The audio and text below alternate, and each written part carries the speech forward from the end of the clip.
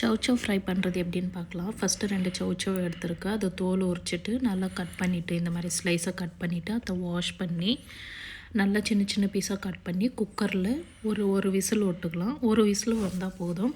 Meanwhile time அது whistle வர்றதுக்குள்ளே நம்ம வேர்க்கடலை, பூண்டு, காஞ்ச மிளகா போட்டு நல்லா கிரைண்ட் பண்ணி எடுத்துக்கலாம். இப்போது ஒரு பேனில் ஆயில் வச்சு அதில் கடுகு, கருவேப்பிலை போட்டு நல்லா மிக்ஸ் பண்ணிவிட்டு இப்போது சூடான அந்த சவ்வை எடுத்து அதில் ட்ரான்ஸ்ஃபர் பண்ணிவிட்டு நல்லா மிக்ஸ் பண்ணிவிட்டு கொஞ்சமாக டர்மரிக் போட்டுக்கலாம்.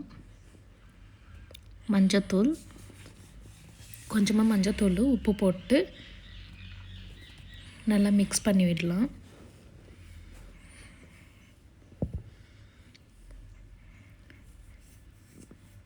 கொஞ்சமாக பெருங்காயம் போட்டுக்கலாம்.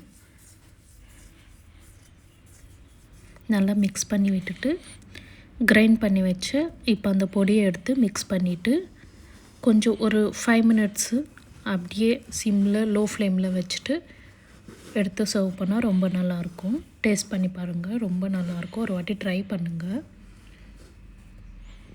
நிஜமாகவே நல்லாயிருக்கும். தேங்க்யூ ஃபார் வாட்சிங். பாருங்கள், சூப்பராக இருக்குது.